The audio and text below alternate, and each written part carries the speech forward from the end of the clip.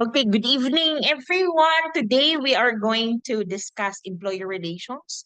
That is chapter 10 of the book. All right. I will share with you the slides so we can fast track our sessions.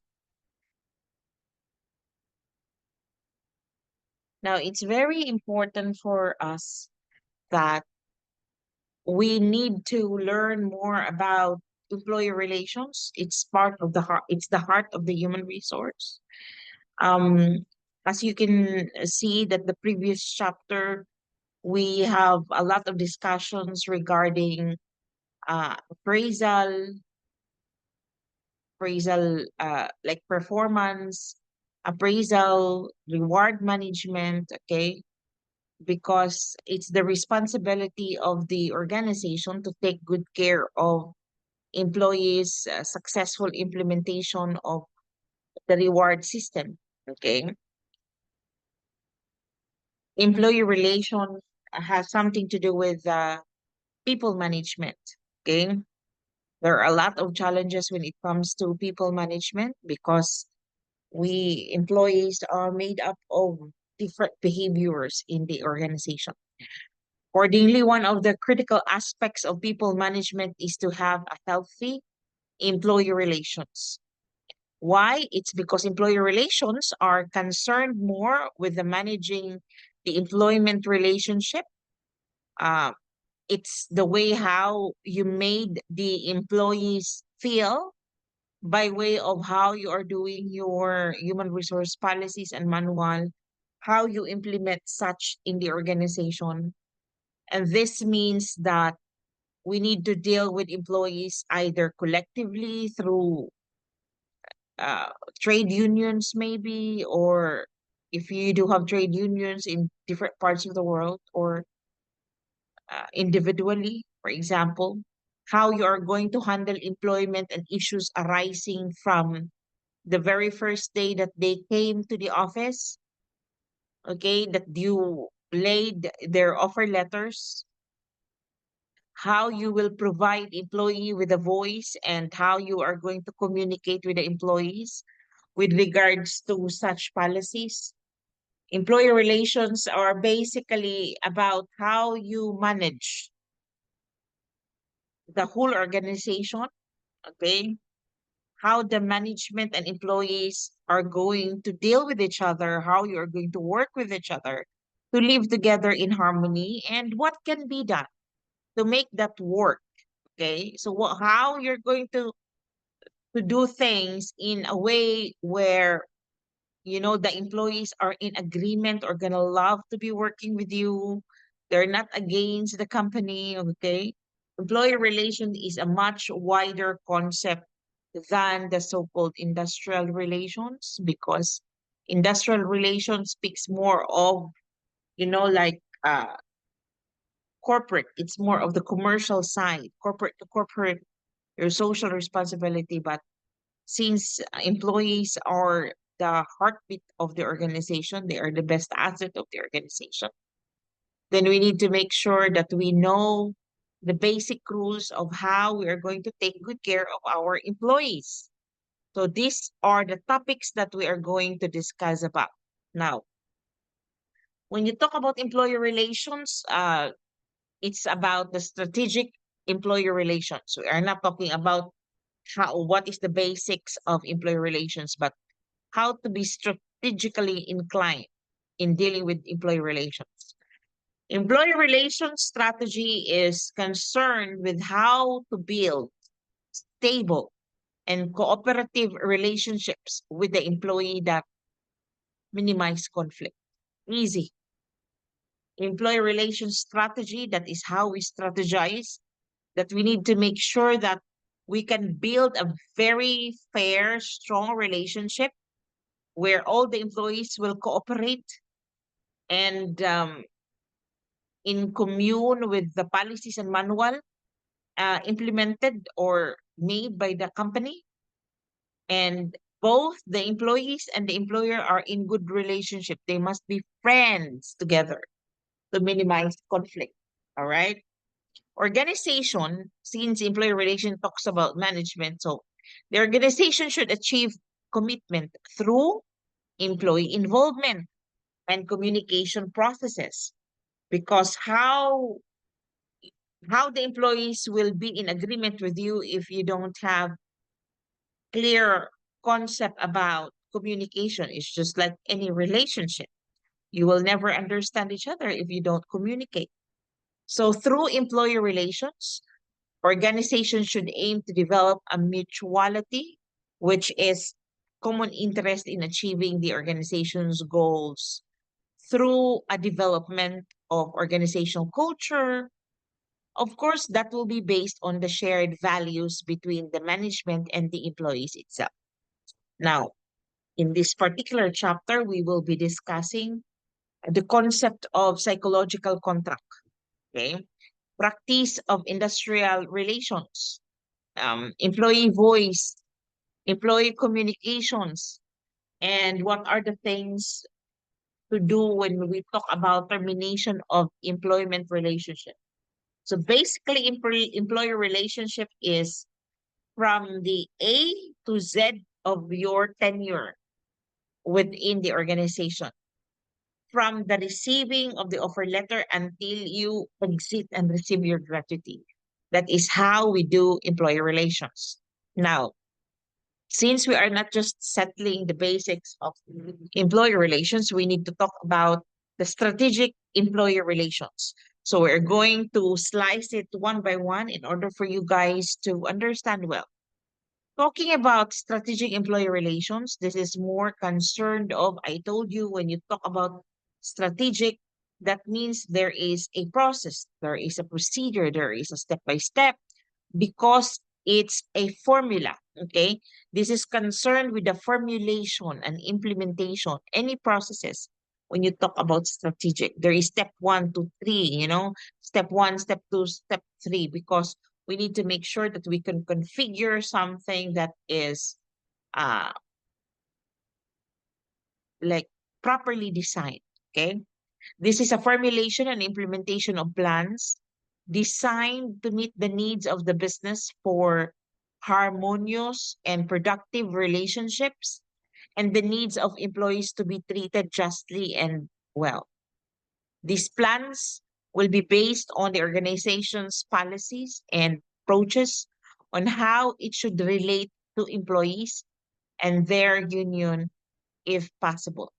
Therefore, when you talk about strategic employer relations, it's the way how you do things in order for the employees and the employer or the corporate can have a perfect relationship together.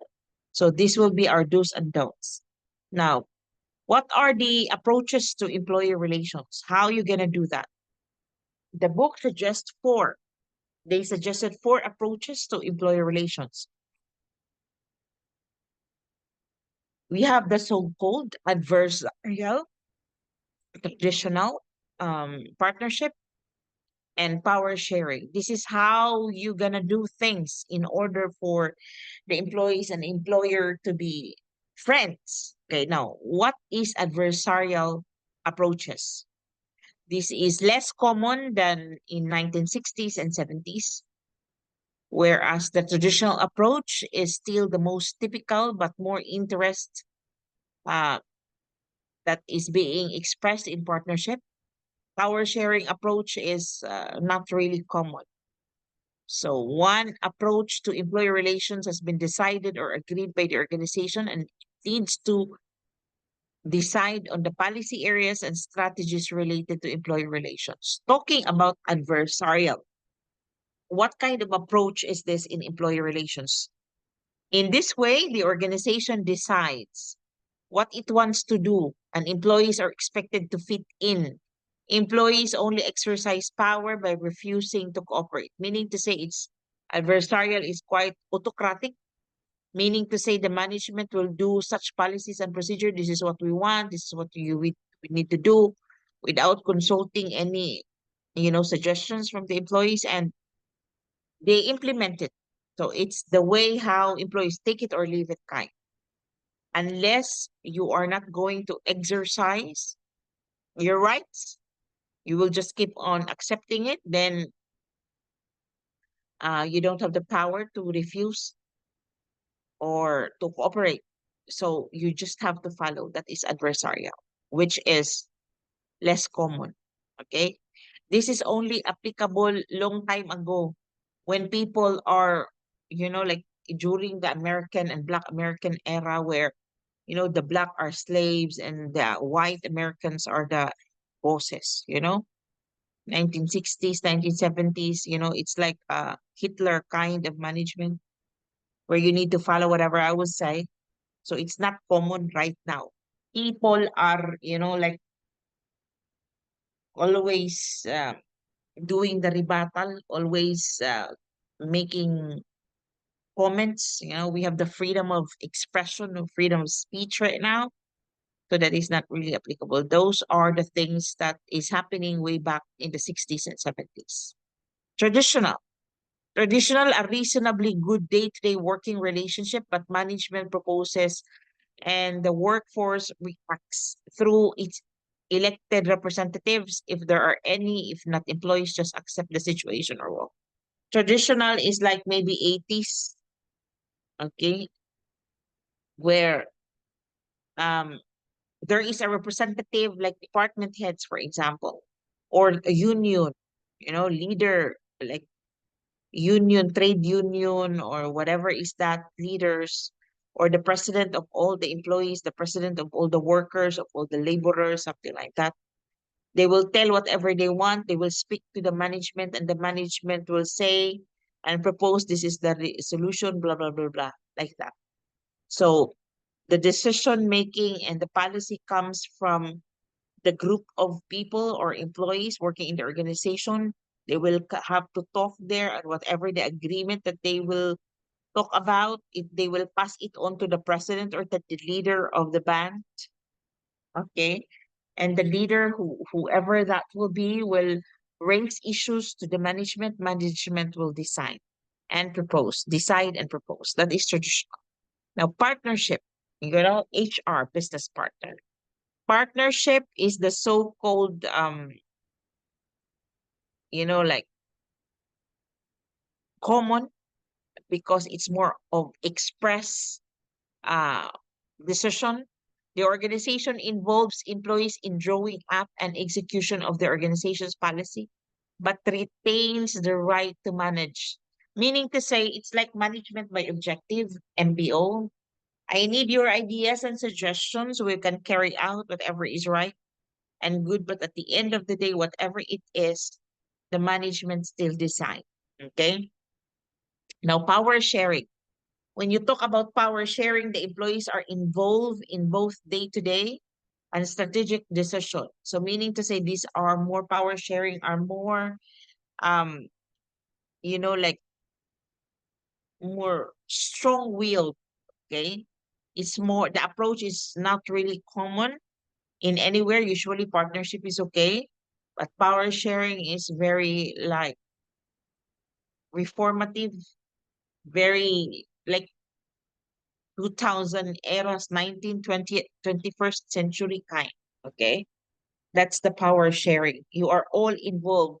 The employees are given the right to say and, whatever it will be. Now, the employee relations policy area. Okay. So now if you have the approaches, and how about the policy areas stipulated? Now, the organization needs to answer some strategic questions related to different aspects of employee relations. The areas covered by employee relations policies are as follows. Say, for example, what are the areas that needs to be covered by employee relations? Meaning to say, In case there are issues that will happen in this particular area, employee relations will handle that. Trade union recognition, collective bargaining, and employee relations procedures, participation and involvement, employment relationship, harmonization of terms and conditions of employment for staff and manual workers, working arrangements. Those are the areas where it needs to be addressed by the employee relations. Trade union recognition, whether trade unions should be recognized or de-recognized, which or unions the organization would prefer to deal with, and whether or not it is desirable to recognize only one union for collective bargaining and employer representational purposes. Trade union recognition. In employer relation, you need each group or each department, you need to recognize who is taking the lead of this particular department. Okay, so it's more of employee representation. The policy will have to consider the factors affecting managing with or without the union. So whether there is a union or not, the policy will remain the same, okay, based on the management proposal or whatever the employee suggestion. Now, collective bargaining. Talking about collective bargaining, this is very common, especially in many questions. The extent to which it should be centralized or decentralized and the scope of areas to be covered by collective bargaining. When you talk about collective bargaining, whatever the agreed policies or procedures to be taken in place. When you talk about centralized, the policies and manual are from the head office. You will just follow all the branches, all the department will just follow because the ruling comes from the head office. Okay. Say, for example, you have a branch in United States of America, Texas, for example, that's your main head office. Whatever the rules, the policy manual approved in United States, it will all be applicable in all branches. Say, for example, in Qatar, it will still be applicable regardless of whatever it may be, unless it's the usual practice, like like working hours. Maybe Friday is always day off here. That is why there is a proposition that they want to change the working days and time that is universal to anywhere in the world. Okay, so if that happens, like Saturday and Sunday will be our off, and Friday will be half day. Okay. After prayer, then uh, we are free to go, something like that. Um, because they need to change the working hours or working day should be exactly the same with the international working hours. Now, when you talk about decentralization, the policies and manuals or whatever ruling that will be, uh, the the department, the branch has given the right to implement whatever it is. So that is decentralization. Okay.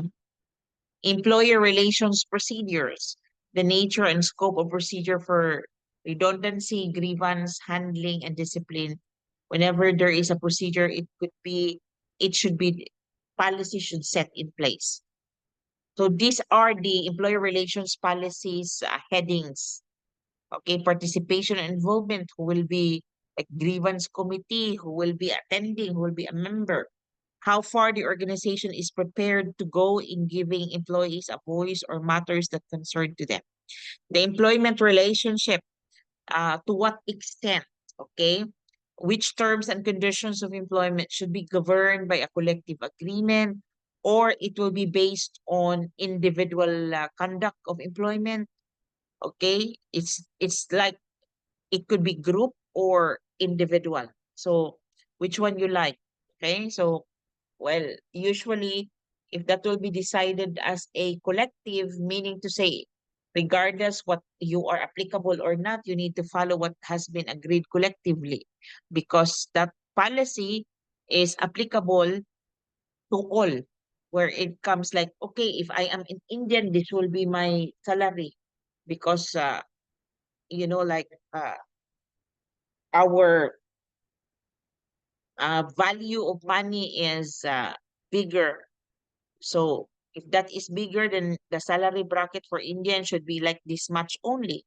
So it will be unfair. You are not giving a fair salary and wages, but you are giving uh, a remuneration based on, like not based on skills and capacity, but based on the color of your passport, which is not really advisable. Management style, working arrangement, harmonization. Okay. Management style in employer relations. If you are in employer relations, in addition to policy decisions and approaches, it is important to consider the management style that will be used by organization in employer relations management. The term management styles, in management skills. What do you want? You want to be Hitler? You want to be, okay, depends. So management style refers to the overall approach the management of an organization adapts to the conduct of employee relations. What are the ways you want to implement your employer relations?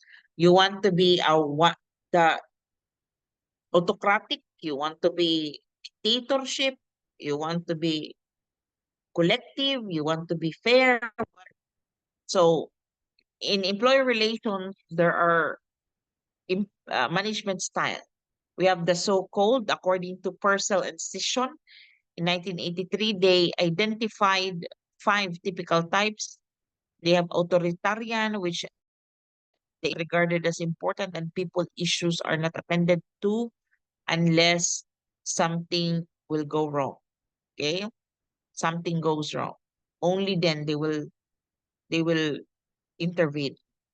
Paternalistic, in some ways, this resembles the authoritarian style, but a more positive attitude to employees is adopted. Okay, this is fine. Consultative, trade unions are welcome, and employee consultation is a high priority. I like that.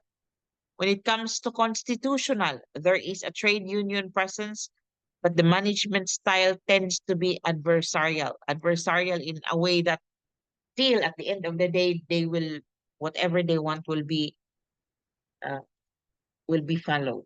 Okay, which is my command. Opportunistic management style is determined by local circumstances, which in turn determine whether or not unions are recognized and the extent to which employee involvement is encouraged. I Involvement is encouraged, but still there are unfavorable, okay, because whatever is present only within that department or branch, okay, those are the things only that needs to be addressed. So no matter which of the management style organization prefers for the employee relation, the decision will have an impact on organization and its employee relation climate. Of course, why there's always an impact to the employee in relations climate, regardless you're authoritarian, paternalistic, consultative, constitutional, or opportunist, wherever is that, okay, uh, there is no good or bad in here, okay? That depends on the way how you will implement and let the employees understand.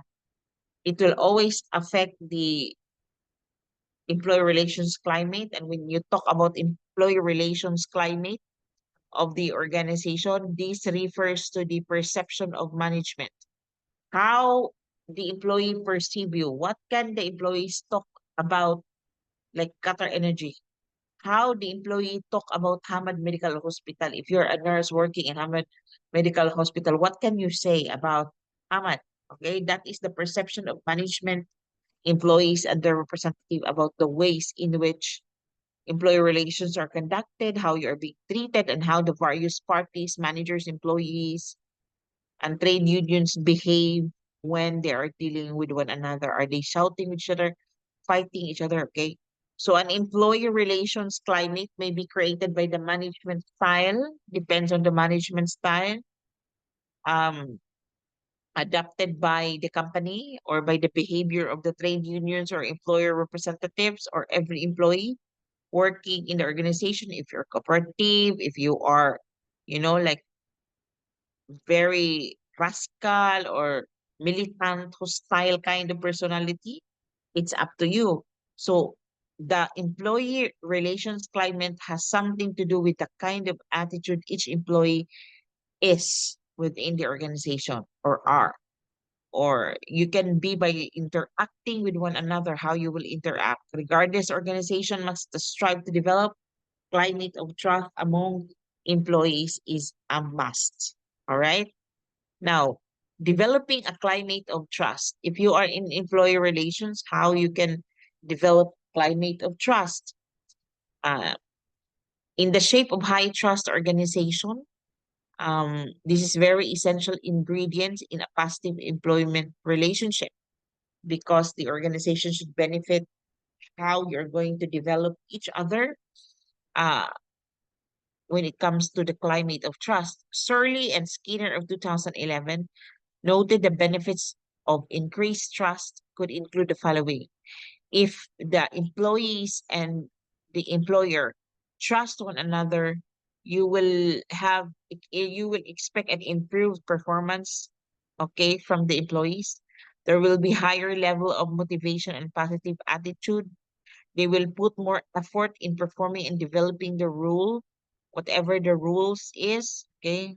What's the role of everyone working in the organization? They will put more effort, reduce costs due to high productivity, less wastage, for fewer stoppages, and so on, because they're happy with you. Enhance pro-social behavior at work, including desirable work-related behavior and appropriate discretionary behavior.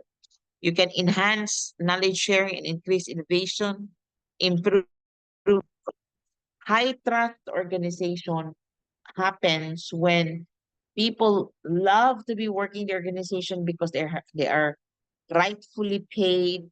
There's a lot of benefits, they're happy because the company is taking good care of the employees. This high trust organization exists when the management is honest with the people, keeps its word, delivers the deal, and practices what it preaches. Okay, trust is created and maintained by managerial behavior and by the development of better mutual understanding of expectations, employers of employees, and employees of employers. Right? So that's the way how you're gonna do things. Now, psychological contract. When you talk about psychological contract, it underpins the employment relationship. A psychological contract is a set of unwritten expectations that exist between individual employees and their employers. The concept of psychological contract highlights the fact that employee or employer expectations take the form of unarticulated assumptions. Disappointments on the part of the management as well as employees may therefore be inevitable. So, from employees' point of view, the aspect of the employment relationship covered by psychological contract will include the following: how you are treated in terms of fairness, equality, and consistency, security of employment, scope to demonstrate competence, career expectations and opportunity to develop skills, involvement and influence, trust in the management of the organization to keep their promise. So, from the employer's point of view, the psychological contract covers such aspects of the employment relationship as competence. So, in the side of the employer,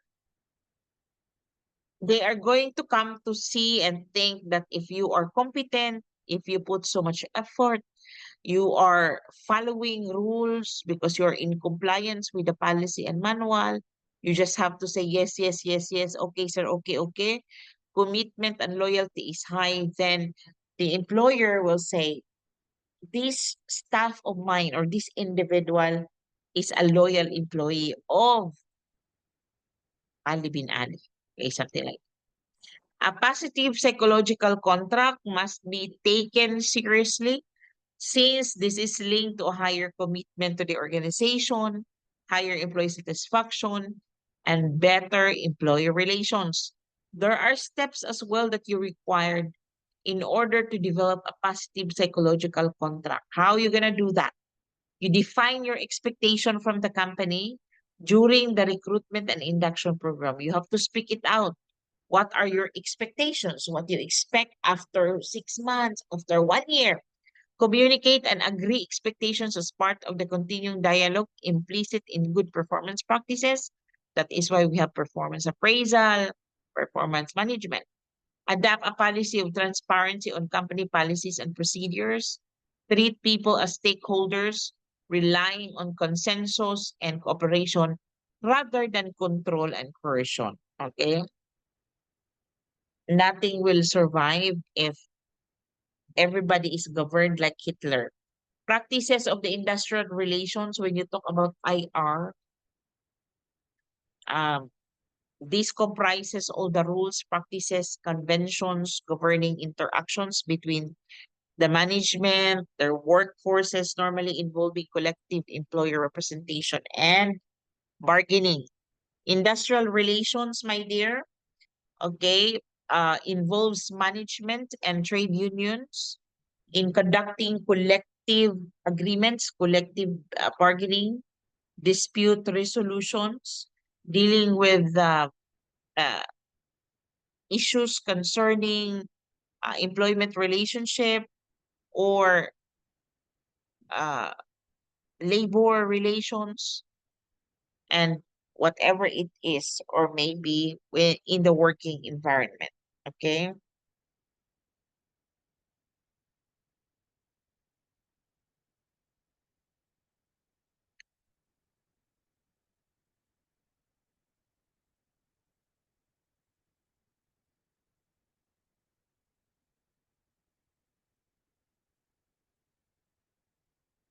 Now, how you will manage in the psychological contract, we defined already what are the, like usual practices of in industrial relations where, like uh,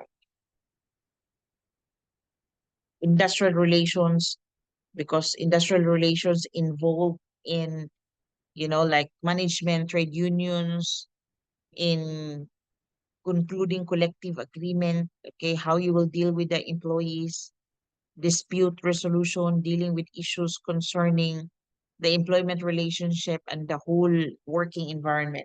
Now, managing without trade unions, how you will manage your employee without trade unions. Some firms, especially large ones in the Western world, it says here, manage without trade unions. They are how they gonna do that? They adapt a union substitution policy that offers employment policies, pay packages that employee will see as an attractive alternative to trade union membership. It's just like seducing you with a very good offer, like vacation for the whole family, or you have like accommodation fully paid, and it will be you have your own house and the monthly amortization of the house will be deducted from your salary. So very tempting kind of offer. They may focus on communications and information sharing, but they will basically deal with people individually rather than collectively. Others, especially the smaller firm, for example, smaller companies, they deal with employees individually, sometimes well, sometimes not, and make no attempt to provide substitute arrangement. So when you're dealing with employer relations, the employees without trade unions, you will go directly to them. And you need to make sure that the offer is more captivating, very tempting for them in order for the employees not to argue anymore with you. Ideally, management and trade unions learn to live together. often on a give and take basis. Okay, the presumption being that neither would benefit from one from a climate of hostility or by generating constant confrontation. You can see and imagine the employees, the kind of labor union in United States and different parts of the world. Um, we are just lucky because we are governed, I would say adversarial type or autocratic type, but I like that because like people pay respect, they fear on the policies set forth by the because we are ruled by the king. So whatever they want to implement, uh, because it's fair and just anyway, as long it's fair and just, then there's no problem. Um, those employees, other parts of the world, they are powerful than employers. The employers, they can even file a case to the employers. Imagine that. The employers are the ones who will give them, he will give them a salary, you know, but as if the company will bow down the employees. But here in Qatar, we need to bow down to our sponsors, right? Like we are indebted to them, something. But the other parts of the world, no, if you will not give me what is my right, it's all about my right, like that.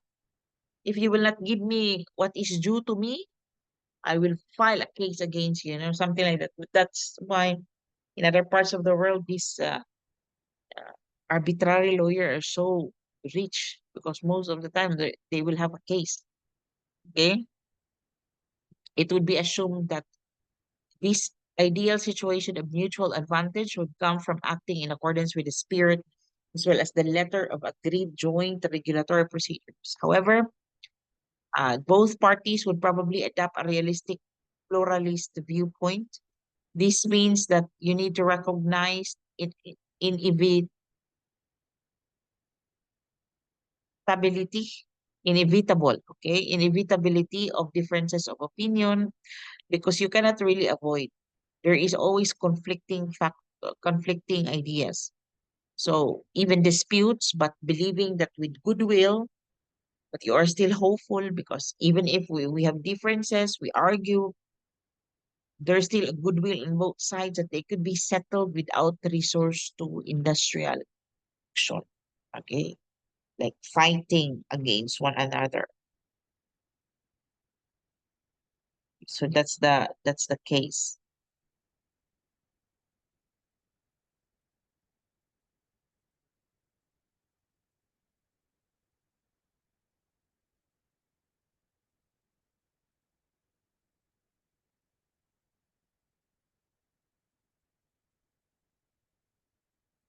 Okay. Now let's talk about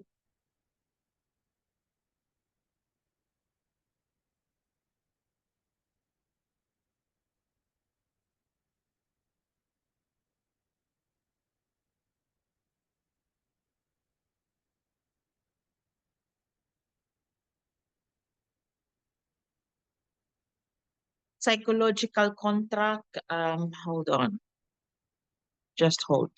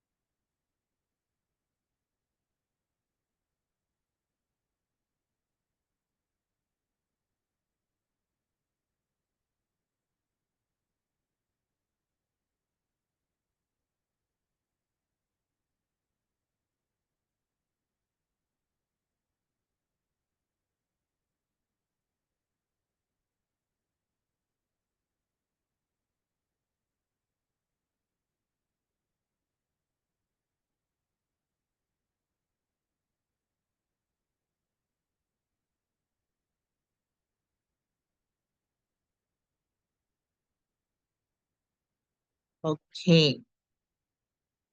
Now, in collective bargaining, okay, how you manage employee relations in collective bargaining. Now, managing with unions, you have your union and you will involve with the collective bargaining. There is establishment of the negotiation and prior discussion of agreement on matters of mutual concern to employers and union, covering the employment relationship and terms and conditions of employment. This is very legal. Okay, rule to rule, point A to point B. Collective bargaining is a joint regulating process dealing with the regulations of management. It's black and white as to the relationship with the work people as well as the regulations, conditions of employment. It was described by Flanders as social processes that continually turns disagreement in agreement in orderly fashion. Now, collective agreement, that is about collective bargaining, okay? You need to, how employee relations deal with the unions applying collective bargaining, okay? So whatever be your like labor contract, okay, you are doing this, okay, this is the thing, we need to agree all of this, okay? Why, how, if not, this is the case, if you do, okay, this is the thing. Collective agreement, the formal outcomes of collective bargaining are agreements between management and union dealing with the terms and conditions of employment and the other aspect of relationship between the two parties. They consist of substantive agreements, procedural agreements as well, new style of agreement, partnership management, and employee procedures. Now, we need also to handle dispute resolution because in employee relations, there are people who will be always in agreement. So in collective bargaining, there may not be agreement in the first place, so industrial dispute is common in the real world. The aim of dispute resolution, you need to resolve them, resolve whatever differences may be between the management and the trade unions. The aim of collective bargaining is, of course, to reach into agreement. That is why we need to have a collective bargaining, meaning collective, both of the parties will agree. Okay?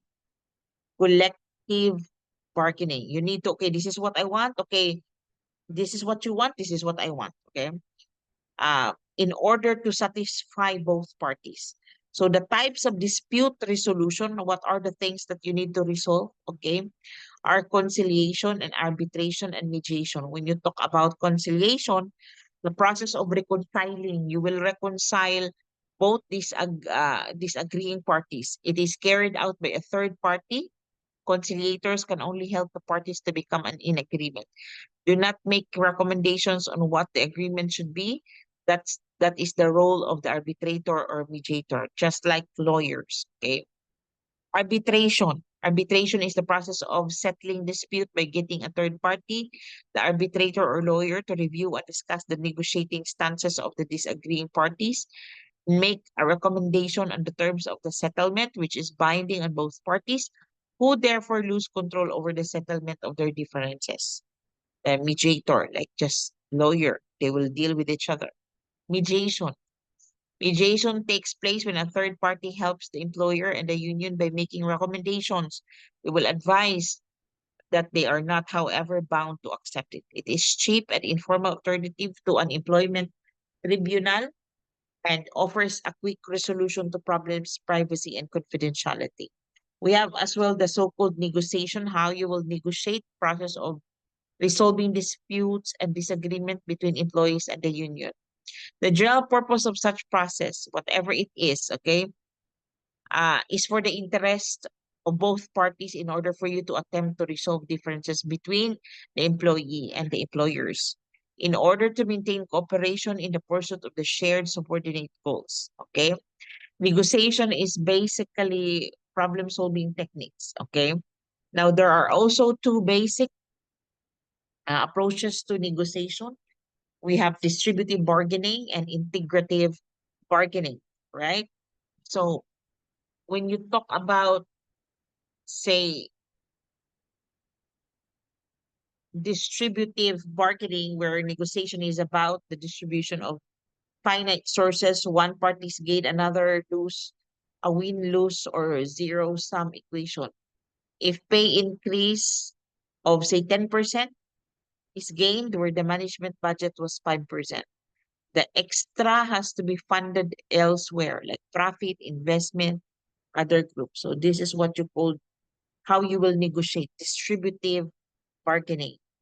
Like you can demand whatever it is, and provided that the management will will give you whatever you want, but the management is not really that losing, because it could be, like if this is the case, then they can increase the price, they can demand from you, okay, you want like this salary, you will increase your target, something like that, right? Um,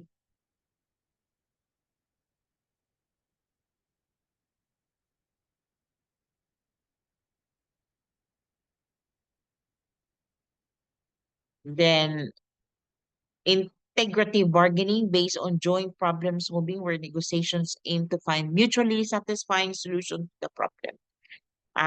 Usually in this integrated, okay, from the word integrated bargaining, um, it's a win-win approach, win-win situation. This process of exploring and defining the needs and fears of all parties, so with a view not just to getting the best outcome for one's party, but like win lose or even compromise lose lose, but to fulfilling the needs of all parties. So a win-win situation, a win-win solution may not be available, but the process makes it possible. Both parties get as close as possible to what they really want. Okay, so it's like a win-win. Like if I will lose one, you will win one. If I lose one, you lose one as well. So it's like a break-even kind. Now, those are the two approaches to negotiation: distributive bargaining and integrative bargaining. Now let's go to employee voice. We were given the right to speak, right? When you talk about employee voice, this is very important and emerging aspect of the employment relationship. Armstrong of 2003 summarizes employee voice as the say employees have in matters of concern to them in the organization. This is both an individual concept and a collective concept. It includes, for example, individual grievances and suggestions, as well as collective bargaining and industrial democracy agreements made with the trade unions and other employee representatives. So if you have the employee voice, you're given the right to say anything what you want. According to Marching Tone, AL 2001 model, the territory of employee voice. What are the territory? Involvement may be direct, involvement may be based on the shared agenda. So when you talk about employee voice involvement as a direct, management deal with the individuals or team, or indirect, where management deal with the trade unions or other representative. So when you talk about direct, management to directly to the personnel. Indirect, management to the trade unions. There is a representation. Involvement may be based on the shared idea, agenda directed at improve organization performance and quality of working life, or contested agenda directed to addressing areas of conflict, dissatisfaction, and competition. When you talk about shared agenda, involvement may be based on the shared agenda. They will go straight to the performance of the employee, the whole result, the whole profit, for example, of the whole organization, and what kind of working, like benefits we are giving you. We give you a very nice accommodation, blah blah blah blah, like that. So they will reason out based on what they have offered to you. Okay, it's more of like visual. Okay, but contested agenda, it's when you are going to address. You will see to it. You will reason out what's the what's the problem with the matter? What's wrong? What's the defective areas? What's the conflict? Okay. Why you're dissatisfied? What's the problem with like competition? Now, here, um, employee relations, this is the voice matrix of the employee in an organization. Now, as you can see, the shared agenda, contested agenda, the direct involvement, and indirect involvement. When you talk about employee involvement, okay, employee involvement, It could be there should be a direct involvement and shared agenda. But partnership agreement, for example, it should be shared agenda, indirect involvement. Okay, because there is a partnership. When it comes to contested agenda, grievance procedure, how you will do the grievance procedure. Grievance procedure can be settled with the direct involvement of the person who is involved, and you can reason out. Okay. So collective bargaining.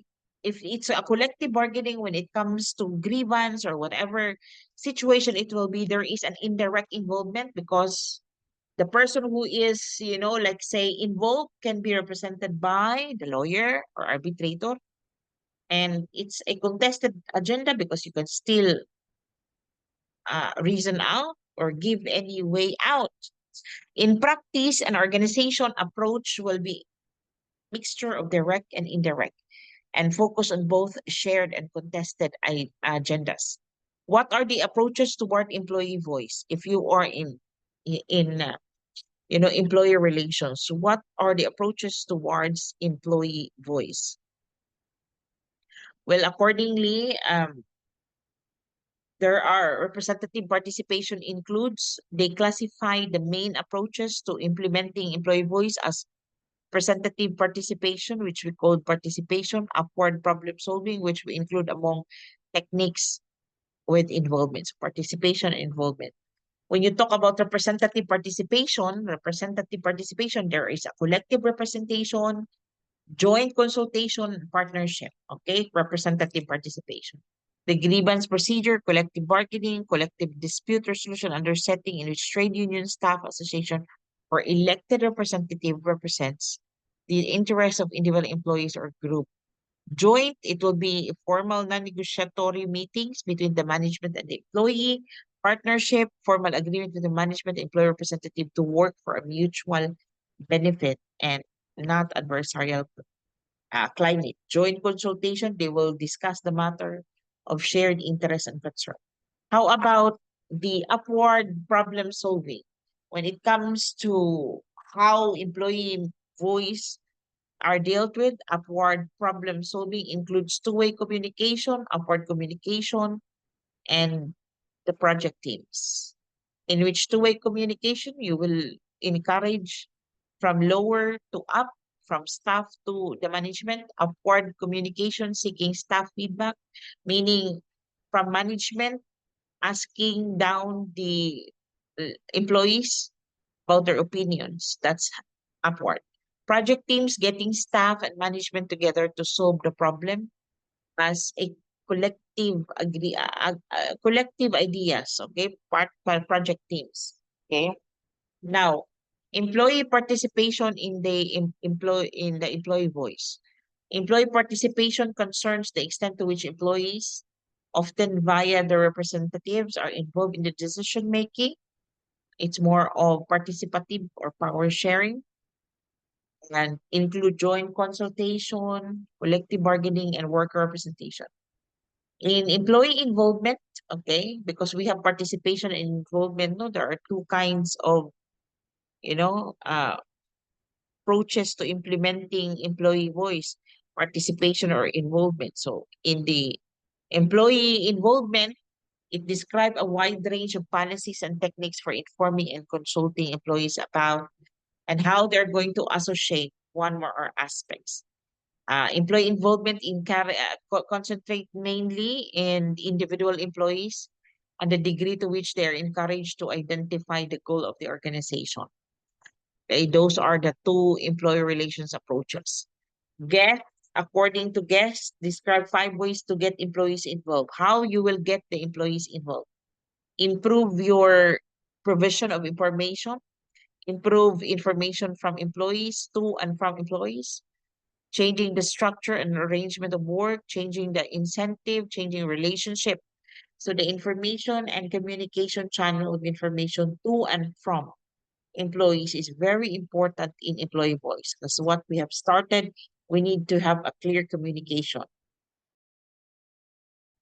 process, good relationship, because that is where employment relationship starts. If they are clear to each other, they understand each other because there is a very good communication between the two. The next section will discuss employee communication issues. Now, when you talk about communication, this is a vital part of a change management program. Okay.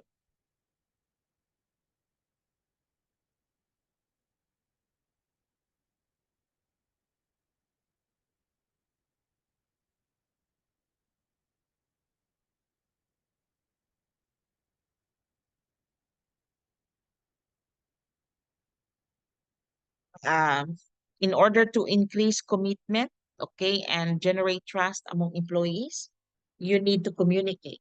Senior management need to communicate to employees about the terms and conditions of their employment, what is expected them to do, what are the proposed changes. Now, what are the strategy to employee communication? You need to make sure that whatever the information of the management wants to give to employees, you have to know that, and how you will provide it. You need to clear cut that one. Employees need opportunity to communicate upward their comments and reactions to what is proposed will happen or what is actually happening in matters that will affect them. That is very important for the employees. Now, communication needs to be clear, easily understood, and concise. Information should be presented systematically on a regular basis and as relevant as timely as possible. There are a lot of communication methods that can be done as well. It could be face-to-face communication. There is an intranet. You have your website, okay? Team briefing, consultative committees, notice boards, speak up programs, magazines, newsletters, and bulletin boards. That is your communication method if you want to communicate well to all the employees. But usually now, since we have all these, Microsoft Dynamics, Oracle, SAP system, it's all in our intranet. Now, talking about termination of employment relationship, there are many reasons why we are terminated. We have covered many processes of the human resource managed by human resource moves into and through or within the organization. So this section, we look at some ways in which people must be managed in its way out of the organization. I would like to, these are very few topics, termination of employment, but uh, like redundancy. Like, say, for example, there is one position that are handled by two people, take place when the organization as a whole is reducing the number of employees, downsizing. Another term of redundancy is downsizing, okay, because there's a lot of people doing the same thing, all right? Unfortunately, redundancy has to take place. It's necessary to plan ahead. So, what are the issues with redundancy? It could be planning ahead, means the future reduction employee needs to be anticipated. You have to communicate that it will, to minimize redundancy, you need to freeze recruitment, okay, allowing normal flow of leavers. Voluntary redundancy, asking for volunteers with a suitable payoff. If you want to, in America, it's very common. If you want to have an early retirement, this is our offer, blah, blah, blah. Outplacement, okay, meaning to say redundant employee to find other work and to cope with the problems they face. Like you are, you know, we are overmanned. There's a lot of staff already, so we need to kick you out. Okay. So what are the reasons of termination? We have redundancy, we have dismissal again. Dismissal is when employment is terminated. When you talk about dismissal, termination, okay, another term. Employment under fixed contract, these are the reason why you need to dismiss, to be dismissed. Employees can be constructively dismissed if they resign because their employer is unreasonable behavior. Okay? We have a lot of unreasonable behavior. Dismissal should be handled in accordance with the following principles of a natural justice. Okay? Say, for example,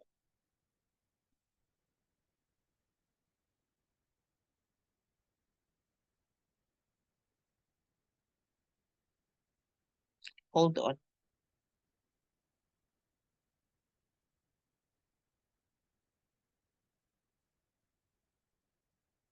Like say they should be given a clear indication of where they are failing or what rules they have broken, except in cases of gross misconduct, they should be given an opportunity to improve before disciplinary action taken.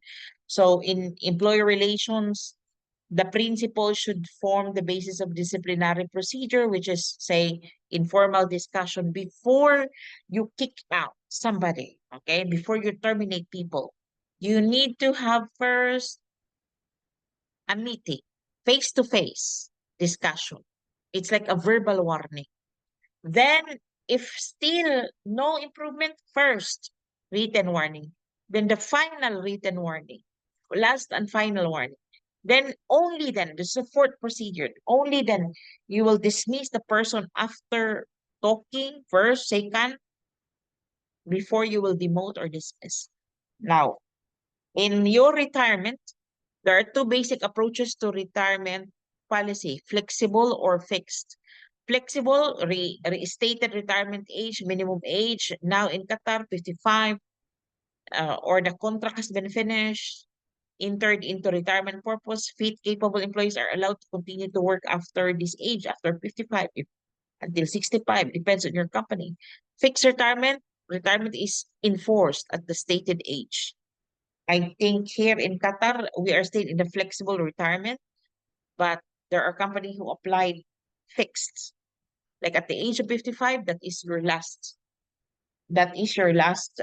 call. Now, retirement is a major change and should be prepared. So retirement policies needs to be specified. It will be part of your human resource policy and manual. When people are due to retire, the circumstances, if any, in which they can work beyond their normal retirement date, the provision of pre-retirement training on such matters are finance, insurance, pension rights, and other benefits held working either for money or for voluntary organization sources or advice and help the provision of advice to people about to retire. So there are companies that has a retiring plan, okay? There are, depends if especially if you're working in the US, based kind of company.